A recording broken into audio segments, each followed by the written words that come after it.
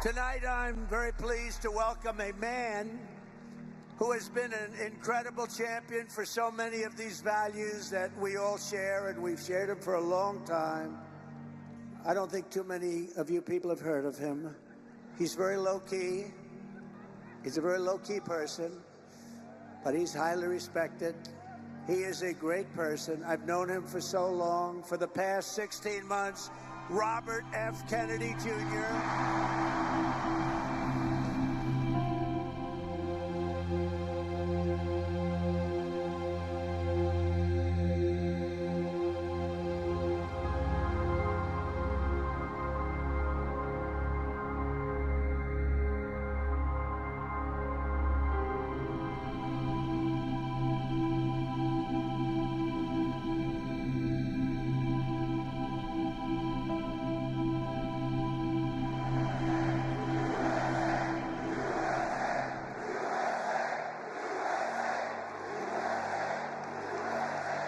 For the past 16 months, Bobby has run an extraordinary campaign for President of the United States. I know, because he also went after me a couple of times. I didn't like it.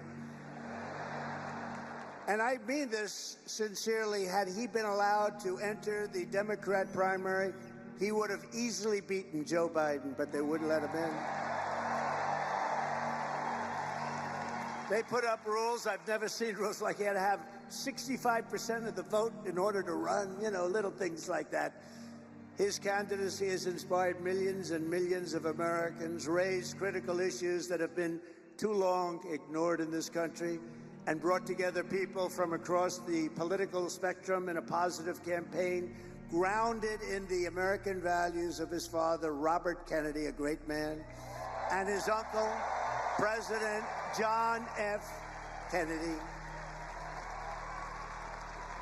And I know that they are looking down right now, and they are very, very proud of Bobby. I'm proud of Bobby, you want to know the truth. And I don't think I've ever introduced anyone that got applause like he just got. I must tell you, I don't think it's true. I don't think I've ever introduced anybody that got applause like that. Amazing. It's true.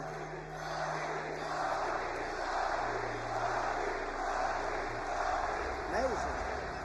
Soon after I can't even believe I have to say this, nearly assassinated in Pennsylvania last month, Bobby called me to express his best wishes.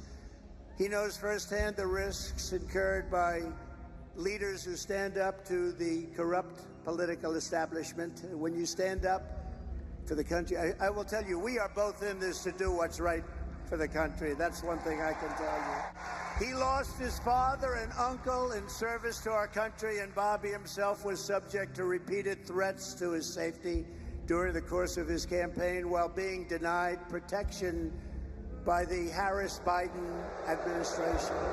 And this is a tribute in honor of Bobby.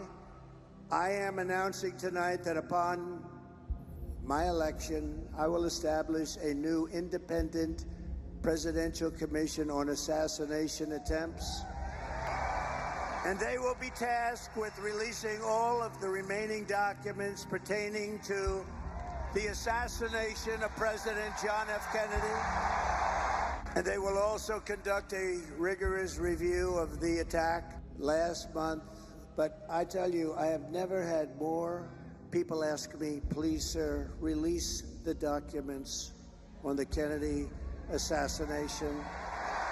And we're going to do that. And I also want to salute Bobby's decades of work as an advocate for the health of our families and our children. Nobody's done more. Millions and millions of Americans who want clean air, clean water, and a healthy nation have concerns about toxins in our environment and pesticides in our food. That's why today I'm repeating my pledge to establish a panel of top experts working with Bobby to investigate what is causing the decades-long increase in chronic health problems and childhood diseases, including autoimmune disorders, autism, obesity, infertility, and many more. We want every child in America to grow up and to live a long and healthy life. Want to ask Bobby to speak for a little while? I'll stand aside. I'm going to stand aside. But I can only tell you, I've known him a long time. We've been a little bit on the opposite side of the equation, but I will say this. He is a brilliant, I still think of him as young. He's not that young. I always call him young, but he's not that young.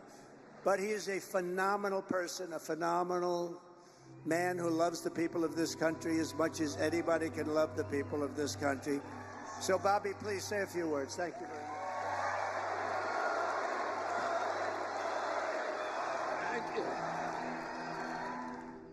After the assassination attempt at Butler, I got a call from a safe food advocate named Kelly Means, who's been fighting for many years to try to end the corruption at CDC and FDA and USDA. And these institutions, these regulatory agencies, are actually run by the big food processing companies, the big ag and the chemical companies. And he told me that night that he was also advising President Trump. And he asked if I would talk to President Trump. We don't agree on everything, but on the values and the issues that bind us together. And one of the issues that he talked about was having safe food and ending the chronic disease epidemic. Our children are now the unhealthiest, sickest children in the world. Don't you want healthy children? And don't you want the chemicals out of our food? And don't you want the regulatory agencies to be free from corporate corruption? And that's what President Trump told me that he wanted. He also told me that he wanted to end the grip of the neocons on U.S. foreign policy. He said he didn't want any more $200 billion wars in Ukraine, that we could use that money back here in the United States. And don't you want a president who's going to get us out of the wars and who's going to rebuild the middle class in this country? And the safest, the best way to build a safe America is to rebuild our industrial base and rebuild the middle class in this country. And he told me that he wanted to end the censorship because the whole basis of American democracy is the free flow of information.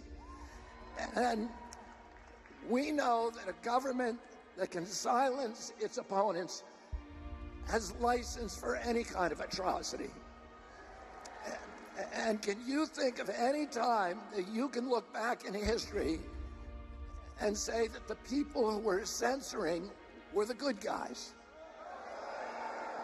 They're always the bad guys, because it's always the first step down that slippery slope to totalitarianism. And don't you want a president who's going to protect America's freedoms, is going to protect us against totalitarianism? And I want to ask you again, don't you want a safe environment for your children? Don't you want to know that the food that you're feeding them is not filled with chemicals that are going to give them cancer and chronic disease? And don't you want a president that's going to make America healthy again? Thank you all very, very much, and God bless you, and God bless America.